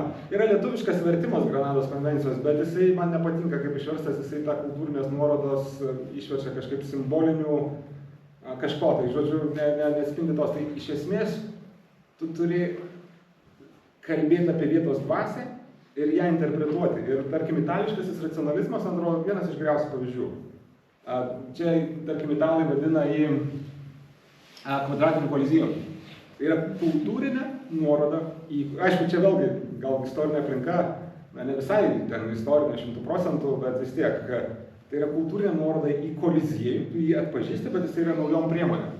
Ir tas naujom priemonėm iš tikrųjų vėlgi nuo pačių seniausių laikų gali, tarkim, prancūzų debatą, kas yra nacionalinis stilius, gotika ar barokas. Na ir jie sako, mes, ir čia yra vėlia edukacija citata, kad mes norim sugrąžinti meną, kuris gimė mūsų šalyje. Romai palikė tai, kas paliko Romą, Atėnams, kas priklauso Atėnams, na, o prancūziškas stilius yra gotika. Ir 19 amžiaus neogotika visa, jinai ateina iš to. Lygiai taip pat ateina iš to ir lietuviškas tautinis stilius, su centriniu paštu, tai yra kultūrinė nuoroda, tai yra paėmimas ten kažkokios kapiško moteriškės raštų ir padėjimas kaip ornamento, kuris vėliau nukeliauja ir į už Atlanto, čia yra pavyzdys iš Švento Kryžiaus bažnyčios Čikagoje, tai yra tas ornamentas, jis yra kaip kultūrinė nuoroda. Vėliau tai keliauja į postmodernizmą, kur iš principo irgi, postmodernizmas yra labai platus, ten gali ir tą jo komercinę šaką, sakykime, akcentuoti, bet galėjo akcentuoti ir Aldo Rossi. Ir jisai visiškai kalba apie tai, kad mes turim iš praeities konvertuoti kažkokį tai ženklą. Ir čia vienas iš teatrų, dar pasaulio teatras, Venecijoje, ant vandens, pirmoji postmodernizmo paroda, 80 metai yra absoliučiai tas pats. Šito tai man jau labai gaila, kad užtušavo. Čia yra lietuviškas postmodernizmas 86 metų Čerškaus Čiurlionio motyvais. Čia yra, nieko nepadarysi, čia yra Vilniaus gatvė. Ir dabar, kur yra Marijos radijas, tai čia yra Čiurlionio motyvais toksai paviljonas padarytas. Dar iš tokių lietuviškų kultūrinių nuorodų, gal mažiau žinomas Valdo Zarinsko, čia aišku bus su Aida Čeponyte. Nebus visiškai istorinis kontekstas, bet Jurgio Matulaičio bažnyčia, kuris sako, kad Vilnius kyla į dvi dalis, į seną ir naują. Ir jisai tą simbolinę skirtį, čia jau, kaip sakyt, kūrybinis sumanymas. Tai yra pastatas perpjautas pusiau, tai yra seno ir naujo miesto simboliai. Čia jau mano interpretacija, tarkim, Žalgirio arena ir sporto halė, tas eksponavimas medžiagų ir visuomenės pasipriešinimas, nes kai pastatė sporto halę, visas Kaunas burbėjo, kad yra labai blogai. Kai pastatė Žalgirio areną, irgi visi sakė, kad baisiai negražu ir visi dėl to paties, kad pernelyg technologiškas. Na, iki galų galėtų kultūrinių nuorodų visai tokių simpatiškų, gal man pakankamai patinka NVRDV, Crystal House Amsterdame, tai yra iš stiklinių plytų padarytas. Yra kaip ir senas pastatas, senoji aplinkoje, jisai istoriniam kontekste, bet jis matot, kai kur keramikinės jau pakeičia, bet visas principe Ir ta kiekviena plyta lieva, ten gali pasižiūrėti dokumentinį filmą, labai fantastiškas atliktas darbas. Tai irgi yra kultūrinė nuoroda į seną architektūrą. Na, Europoje, kas Briuselį būna dažniau, jeigu būnat, yra Europa Building. Vėlgi, tas langų rėmų toksai tirštenybė, fasadas, jisai nėra atsitiktinis. Tie langai yra suvežti iš visų ES šalių, mediniai langai, sudėti vieną kompoziciją ir referuoja ES vienybę. Kultūrinis simbolis, prašau. Aišku, istorinė aplinka, lygiai taip pat. Toks, na, sakykime, truputį radikalesnis pavyzdys, tai yra Potsdam Park, nežinau kaip tarėsi, Romos muziejus Nymėse, Prancūzijai, visiškai šalia, čia yra jau labiau istorinė aplinka ir negali būti. Ir tas toksai banguotas paviršius, jisai jį interpretuoja kaip romėnišką togą, kaip pastatas apsivilkęs togą.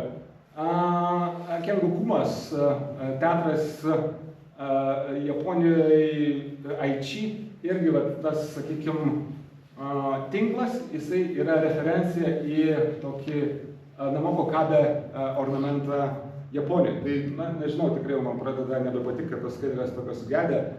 Bet principe esmė yra tame, kad tu gali ieškoti kultūrinės nuorodos, kažkokio tai momento ir istorinėje aplinkoje nebūtinai visi pavyzdžiai 100% yra iš senamiesčių, bet tai jau tada tampa tokiu, na, kaip ir argumentu. Aišku, yra pavojus nuslysti į pernelyg ornamentiškumą ir tokį, na, tiesmuką kažkokį tai imitavimą, bet yra būdas. Ir trečias būdas, jau paskutinis, aš čia jūsų jau baisiai ilgai nebekankinsiu, tai yra kontekstualumas. Tai ko gero yra pati, sakykime, primtiniausia strategija. Ir vėlgi ta strategija turi įvairių krypčių ir čia mes labai giliai nešnekėsim, bet principe yra jos filosofija, yra santūrumas. Ir aš čia neskaitysiu, bet čia aš įdėjęs tokia tikrai labai gražią Raskino citatą, jo yra 7 architektūros lempos ir viena iš jų, 7 architektūros žibintai, ko gero taip reikėtų, lietuviško vertimo nėra. Na, tas 7 architektūros tiesos būtų galima išversti. Tai viena iš architektūros tiesų yra santūrumas, ego atsisakymas. Principą tą paką Heringas sako ir kaip daug kas be kalbėtų, na, čia bus pavyzdžių iš Chipperfieldo architektūros, visi apie tą santūrumą kalba. Tai yra, na, tu bandyk kažkaip tai pristaikyti kontekstą, tai va čia yra rezidencija Belgijoje, man atrodo, pakankamai gražus to pavyzdys. Na ir vėlgi, kaip tą santūrumą įdėti į kažkokius tai, į dokumentus, į būdą aprašyti, tai tas yra bandoma padaryti. Gal nėra taip labai paprasta ir jas tai slūžta, bet ta pati 72 metų rekomendacijos, jos sako, kad turi atsižvelgti į tūrio, mastelio, ritmo ir išvaizdos suderinamumą. Na, sakykime, Davido Chipperfieldo, kur jau minėjau, muziejus Berlyne, muziejus saloj, jau laikomas kaip absoliučiai klasikų klasika. Jeigu įvestumėt pirmą, mes čia GPT paklaustumėt, duokit man geriausią pavyzdį seno ir naujo darmės, tai aš beveik garantuotas, kad šitą duodu. Nes iš tikrųjų, ir ritmika yra, ir, sakykime, tas cokolinis aukštas, ar ne, toks toj pačioj linijoje tęsiasi, nes čia upė ir, na, kartu mastelis jisai neužgožia. Na ir šitų dalykų jų galima tikrai kiekvienoj atskiroj vietoje diskutuoti, debatuoti, ieškoti. Na čia, tarkim, yra visiškai, čia beje šitą pastatą patys Britai Ribot Journal apdovanojo kaip vieną iš pavyzdinių, kaip reikėtų istorinėje aplinkoje. Tai irgi čia yra senas pastatas, matom to rūdinto plieno dalis, bet kas yra labai įdomu, kad jinai yra štai šičia atitraukta, kad neužstotų lango ir taip pat yra žemesnė negu karnizas. Čia, tarkim, jeigu iš tos pusės, tai kitaip tariant, toks tarsi tu pasitraukia antrą planą, esi kuklus, bet tu kartu mataisi savo kitokiu medžiagiškumu. Na ir vėlgi, čia jau gal mes nebeturim to tokio aštraus fokuso po valandos kalbėjimo, bet, sakykime, kontekstualizmas jisai turi labai daug teorijų. Ir irgi čia yra labai įdomu, ir tarkim, viena iš tų teorijų, aš tiesiog vieną pasirinkau, bet Tomaso Schumacherio 71 metų, tai yra, kuom skiriasi modernus ir tradicinis miestas. Ir aš nesakau, kad tik tuom, bet čia toks geras momentas. Modernus miestas, jisai formuojamas laisvo planavimo principais. Na, visi puikiai žinom. Tai yra miestas parke. Tai, o, sakykime, istorinis miestas yra perimetrinio užstatymo. Tai vat ką jisai sako, nu ir va čia yra pavyzdžiai, tarkim, iš Buenos Aireso poros pavyzdžių, kai jisai sako, tradicinis pabrėžia erdves ir nesuteikia svarbos tūriams. Tai čia yra tradicinis gatvelė, tai yra gatvės erdvė.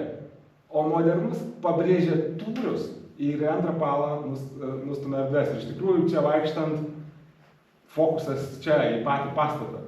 Čia vaikštant fokusas į gatvę. Tai čia yra tas, kur tu dėsi fokusą. Ir tada pasižiūrėti, o kontekstualumas anot jo yra gretinti šitos du dalykus. Na ir ta paties Chipperfieldo, sakysim, čia iš kito rakurso, iš tikrųjų tas toksai referencija į Atėnų Akropolį, tai čia gali sakyti, čia požiūrio klausimas, bet yra labai daug ir apie erdves, apie tai, kaip tu patenki į tą vidų. Tai tas pats ir mūsų Žilinsko galerija. Kitas momentas, kalbant apie kontekstualumą, čia dar viena teorija, mes šokam prie kitos, yra Vincentas Scully, nežinau, gal kam nors žinomas, bet tikrai vienas iš geriausių 20 amžiaus Amerikos teoretikų, jisai kalba apie gatvę. Apie tai, kad tai modernizmas iš tikrųjų prarado gatvę kaip gyvybės vietą. Na ir jisai duoda pavyzdį iš Niujorko, nors aš ne iki galo sutikčiau, tos gatvės pakankamai gyvos.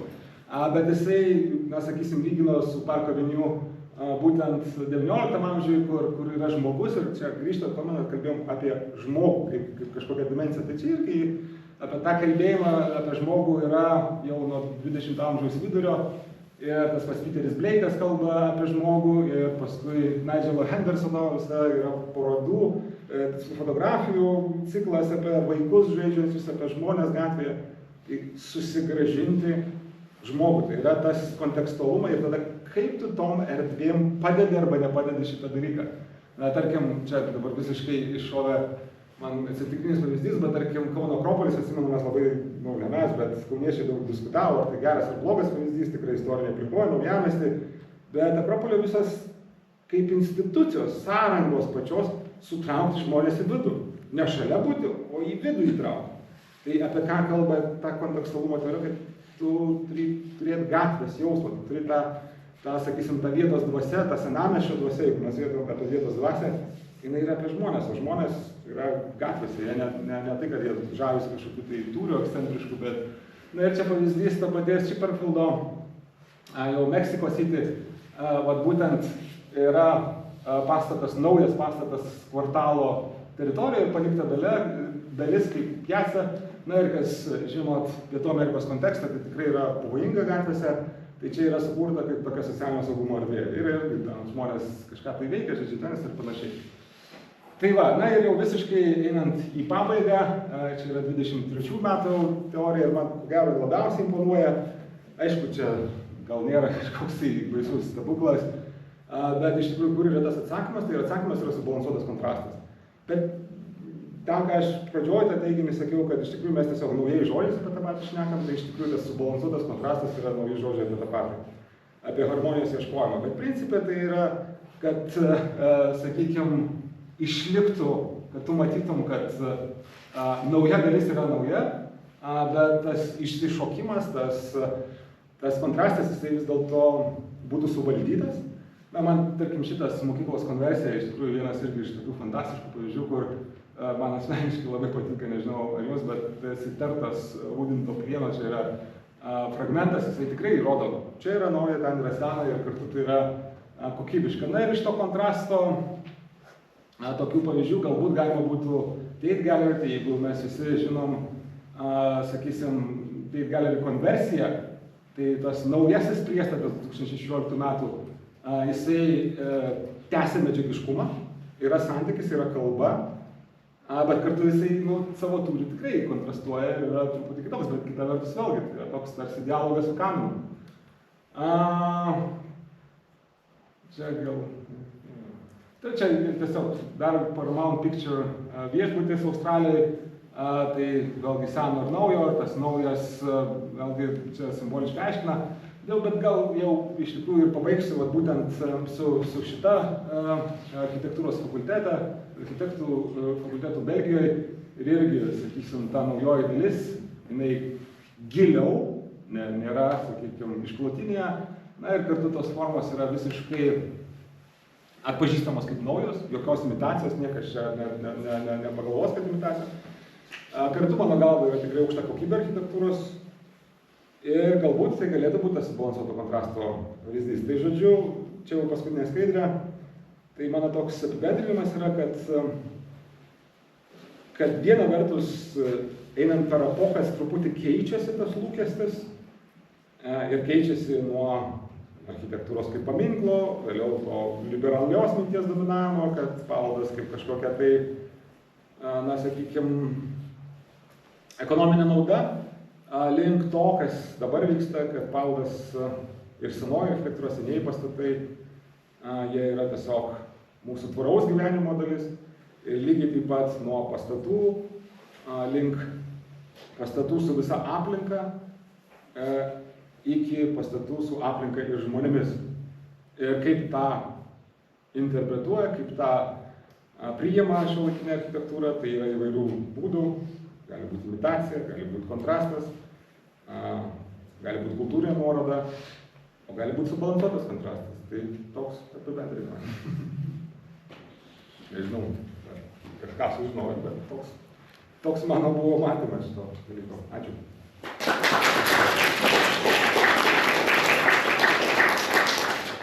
Ačiū labai, Aidai, iš tikrųjų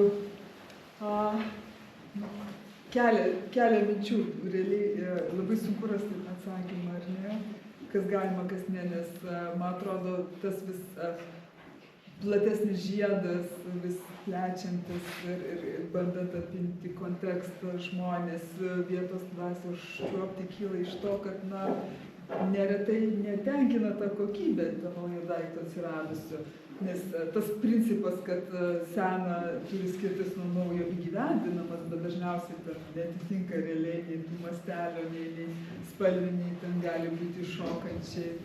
Ta kokybė ir vėlgi, kai mes sakom kokybė, tai visi pradeda kiekvienas ant savo kurpalių tempti. Ir Lietuvoje ypatingai, mano akimis, yra bėda didelė ta, kad jeigu architektūrinė, tarkim, idėja yra kokybiška ir gera, tai jau tada nukenčia atlikimas, nes, ta prasme, pradeda taupyti medžiagų sąskaitą, pradeda taupyti laiko ir realiai nesirealizuoja ta idėja pirminė ir mes turime tokį visą lūktą, pusiau skustą daiktą. Aš dabar užrodė čia vieną skaidrį ir iškart man kilo mintyse Laisvės alėjoje, ten irgi savo laiku buvo debatai prie savivaldybės, kur buvo užstatytas dar antstatas, ar ne, jam ten stiklainis, kaip jis ten. Jo vadino stiklainiu ir ten buvo, žinai, ir architektų bendruomenė debatavo ir viską, bet čia vienas tų pavyzdžių, kai bandoma kažkaip suvaldyti situaciją, daug specialistų kiša savo trikraštį, nu dar taip, pakreip, padaryk ir realiai tada visai suvaldina, tas kokybės ir neatsiranda.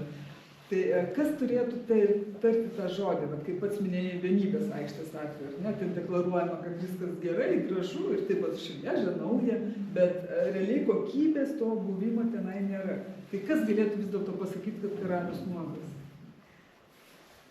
Tikėjausi šito klausimą. ir eidamas iki paskutinės sekundės galvojau, ir iš tikrųjų strategijų yra labai įvairių. Ko gero, dažnai pasiteisina, ypač mažesniuose miestuose, labai griežtas taisyklės, ką galima, ko ne, ir čia Vokietija man kažkaip šauna į galvą, kaip pavyzdys, dabar neprisiminsiu konkrečiai tų miestelių pavadinimų, bet jie labai stereoja medžiagiškumą, statiškumą, tūrius, visą kitą. Bet iš kitos pusės, man asmeniškai tai yra be galo sudėtingas klausimas ir be galo jautrus, nes aš šiaip pagal savo sąrangą kaip žmogus, man labai patinka nauja kokybiška architektūra, bet lygiai taip pat labai suprantu tos žmonės, kurie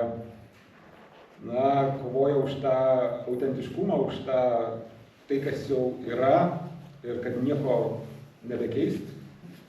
Ir čia nėra to atsakymo. Aš manau, kad yra teisybė kiekvienam būti savo rolėje ir kovoti tą kovą. Ir mes per tą kovą ir sukūrėm savo miestą. Mūsų miestai yra mūsų vidinių kultūrinių kovų išraiška. Ir labai geras pavyzdys vėlgi Kaunas. Šiandieną tai yra UNESCO pasaulio paveldo objektas, kuomet skaitai spaudą ir refleksijas žmonių, kurie tai darė, buvo labai kritiškų pastebėjimų. Buvo sakoma, kad Kaunas bus ateities kartom pavyzdys, kaip negalima architektūros daryti. Ir viskas gimsta debate. Ir ta proporcija. Ir vėlgi, aš, sakykime, labiau gal ginčiau tą naują ir tą, sakykime, man labai patinka tas subalansuotas kontrastas, bet vėlgi tu tą gindamas dažnai papuoliai į verslo interesų, kaip sakyti, tokie sukūrė ir noro pasipelnyti. Tai atsakymas būtų architektūra, kuri taps ateities kultūros paveldo objektų, bet ir tada gali šnekėti, kaip mes šiandien apibrėžim, pagal kažkokią tai, nežinau, kūrybiškumo įgūdį, pagal kažkokios socialinės inovacijos lygį. Kitaip tariant, tai turi būti reikšmingas objektas, o ne pelno. Kartais net iš tų fantastinių tokių jau čia vakaras gal ir galima nesąmonių pašnekėti, kad senasias dalis paskelbti nepelno zoną. Aišku, tai neįmanoma, niekas to nepadarys, bet jeigu tai būtų nepelno zona, tai tada galbūt, nes viskas labai atsimuša į tą norą, kaip sakyti, išnaudoti tą erdvę, parduoti brangiai tos kvadratinius metrus ir tokia realybė. Ir dėl to ta diskusija jinai labai yra, kaip sakyti, aštri ir sudėtinga.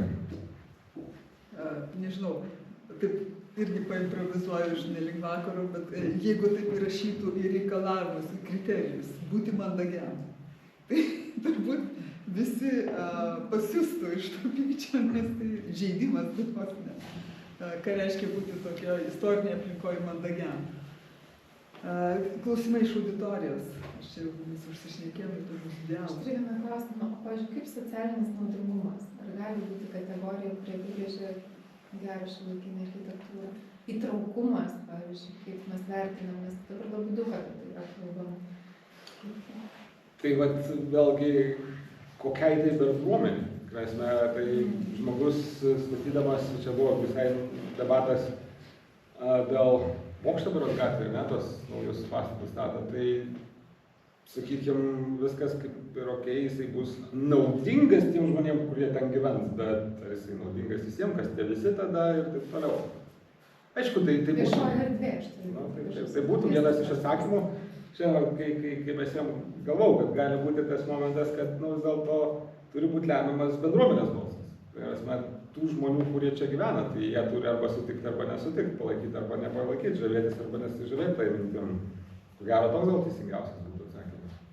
Bet vėlgi kaip iš atsiremiant į tai, kad sovietmetis, ką mano akimis didžiausią žalą padarė, kad išardė mūsų tą bendrystę ir tos bendruomenės labai sunkiai atsikūrinėja ir kaip ir nėra, netgi po šią dieną viena kiti, kad ant rankos pirštų gali suskaičiuoti ir čia tas silpnoji turbūt grandis. Ir ne tik tai esmė yra tas momentas vėlgi, kad teoriškai mes sakom, susikūrė kažkokia tai bendruomenė, tarkim, miestelio X rajono bendruomenė. Ir aišku, susituvė iš aktyvių žmonių, kurie sudaro gal 0,001% tos realiai gyvenančių žmonių masės. Ir teoriškai yra galimybė, kad tu gali, jeigu nori kurti kitą bendruomenę, tu gali tą daryti, laisvas pasaulis, bet iš asmeniškų pokalbių labai dažnai ateina žmonės sako, manęs tai nereprezentuoja, bet aš gal nesu toks aktyvus ir aš tiesiog kitaip mąstau. Tai tos bendruomenės, kiek jos realiai reprezentuoja tą tikrą bendruomenę, irgi čia toks atviras. Bet taip pat ir suvokimas, ar ne, kad buvimas bendruomenė tai yra darbas ir tu turi skirti tam laiko ir ne visi tą supranta ir ne visi gali skirti to laiko. Čia irgi toks slengstis. Žodžiu, jeigu būtų pelnas gautas iš statybų istorinėje aplinkoje aukojamas socialiniams tikslams pagal apibrėžimą, tai gal būtų gerai. Neliktų lūkesčio pelną, būtų lūkestis į socialinės naudas. Tarsi to reikėtų. Kultūrinės, estetinės, socialinės naudos ieškojimas, bet Nes aš irgi taip pat pagalvoju, kad yra tas sovietmečių buvo ir vakarų šalyse yra. Bet pas mus dabar vis dar niekaip neprasiveržia tas reikalavimas nuo statybos sąmatos skirti procentą ar 2 menų. Tai dabar yra banai, 1%. Bet tai vis tiek esmė yra, kad tu nori apžaisti, kad būtų tam socialiniai dėmeniai, ar ne? Kad tarkim, jeigu statai namą, tai tiek tai būtų socialiniam, kad išlaikyti tą įvairovę. Mes kažkaip šito pavojaus nematom ir nesuprantam, bet jis realus, kai pasidaro monokultūros, monovisuomenės kvartalai, kurie užsidaro tokius getus, tai kad pradeda miestas iš tokių burbulų formuotis ir prasideda nesusikalbėjimai, nebendravimai. Čia vienas jau, kad jau užvedė temą įdomus pavyzdys Santa Fe. Čia mes buvom tokiose dirbtuvėse ir yra statomas naujas gyvenamųjų namų kvartalas.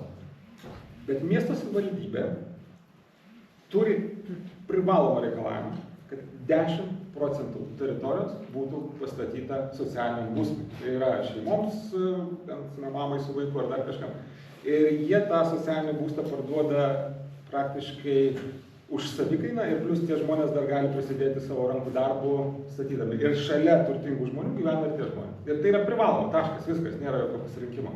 Ir Žalgiryje taip pat irgi prie pat senamiesčio sienos yra irgi savivaldybė 2 tokius daugiabučius pastatė gražius ir mes taip, kaip čia leido apskritai tokiai zonai ir pasirodo ne tik, kad leido, bet tai yra tas socialinio būsto namai. Tai yra tikrai, pas mus kažkaip dar atsiliekama, ar nežinau, kas čia empatijos stygis.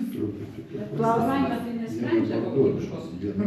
Ne, parduodami, tu 30 metų negali ištengti gal. Aš tikrai labai gerai žinau, nes mes 30 metų, bent jau tas konkrečiai Santa Fe kvartalas, aš nežinau apie jį. Panas Vaidė, tiesiog norėčiau užduoti tokį klausimą. Mes turime startinio momentą 2 visiškai identiškus miestus, tai yra Suvalkai ir Kaunas. Vienas miestas Kareivinė, kitas miestas Tvirtovė. Pagrindinis akcentas centrinė gatvė 2 aukštų. Tai iš paveldo pusės, sakysime, Laisvė, tai yra Suvalkai išlaikyti 2 aukštų, o Laisvė sudarkyta, bet ta sudarkyta Laisvė tapo UNESCO pagrindu. Iš kitos pusės mes Laisvėje turėjome nuostabų sovietinės architektūros perlą, tai yra Merkurijų, ir net šitas stiklainis, sakysime, yra tam tikra prasme akcentas, kuris ateities kartom, liks diskusija, gal jį įvertins jau mūsų ateities žmonės ir kaip visą tai išsaugoti. Kodėl mes praradom Merkurijų? Ta pati dabar daleisime, tą patį stiklainį, jeigu mes labai daug diskutuosim, galbūt mes irgi nuspręsime, kažką ten pakeis, bet tai iš esmės bus ta pati invazija, kaip visą tai išsaugoti, kaip palikti ateities kartoms. Tai aš nežinau, ne iki galo supratau, kur klausimas. Kaip išsaugoti tuos perlus? Tai yra, nes tas stiklainis tam tikrą prasme irgi yra perlas. Tai yra diskusinis objektas, kuris šiuo metu yra pastatytas, jis egzistuoja. Ir kaip tai...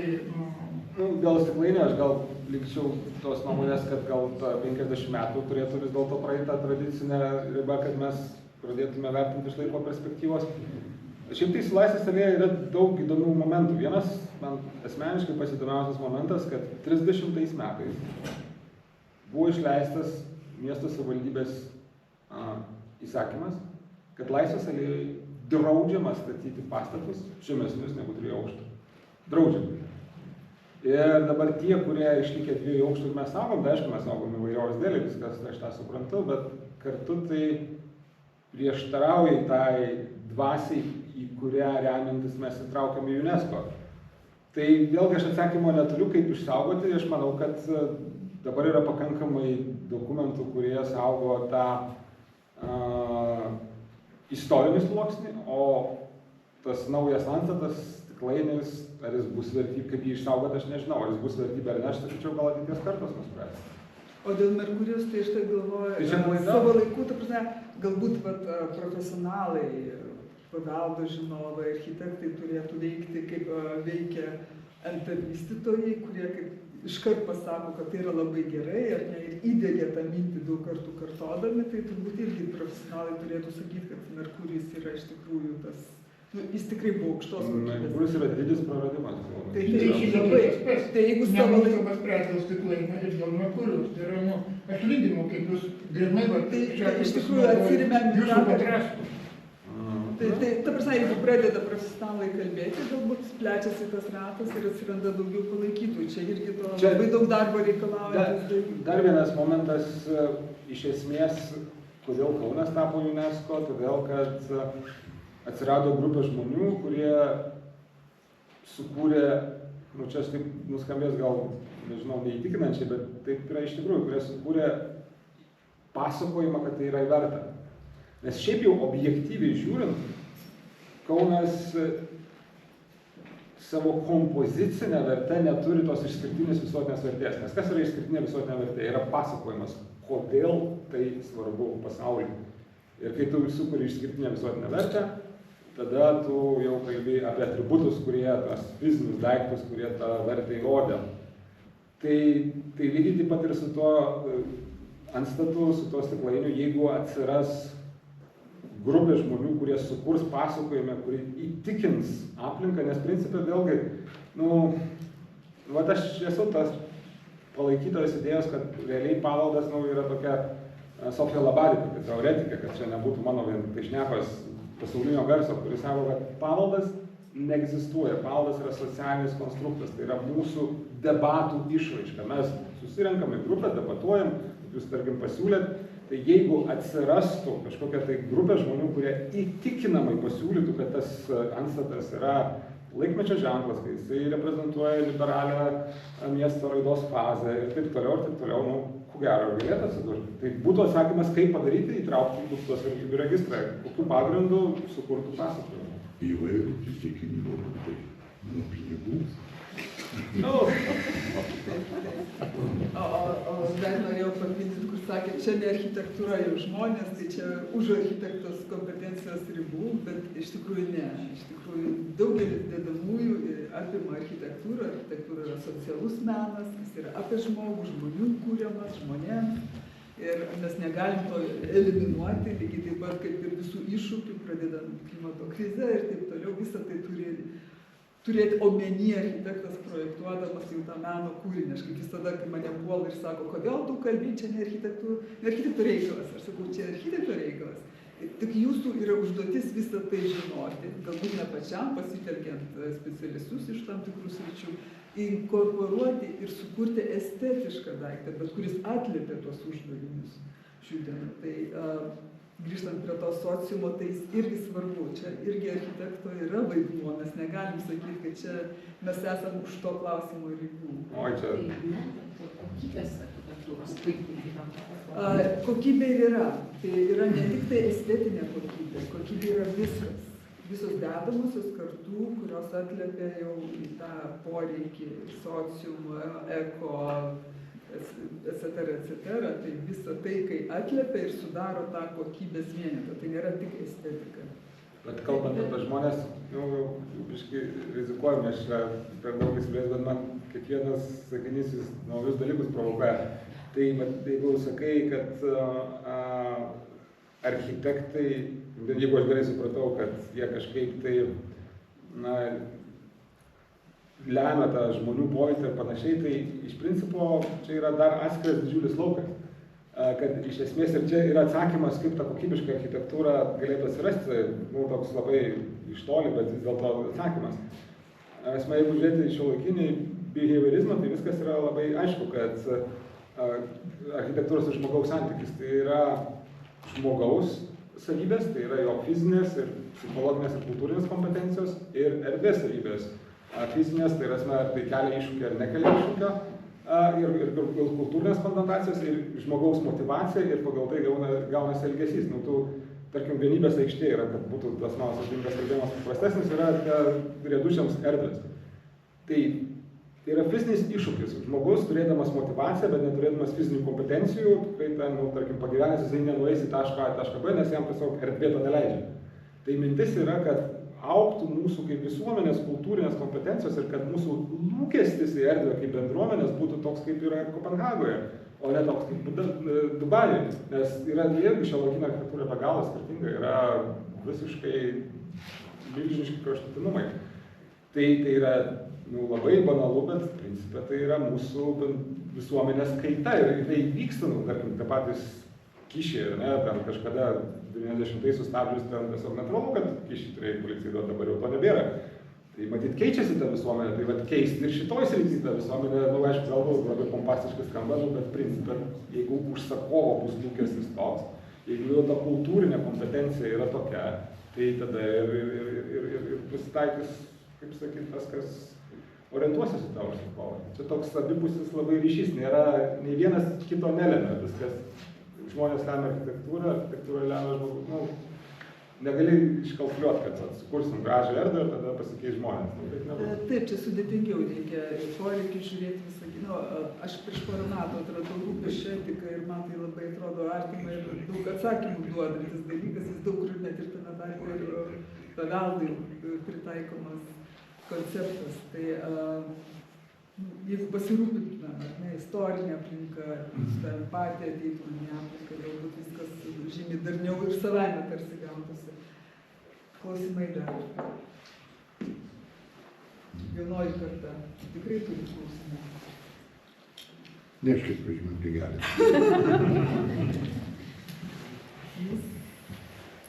Ne, visi jau pavargę. Taip, mes čia jau. Tai ačiū visą. Ir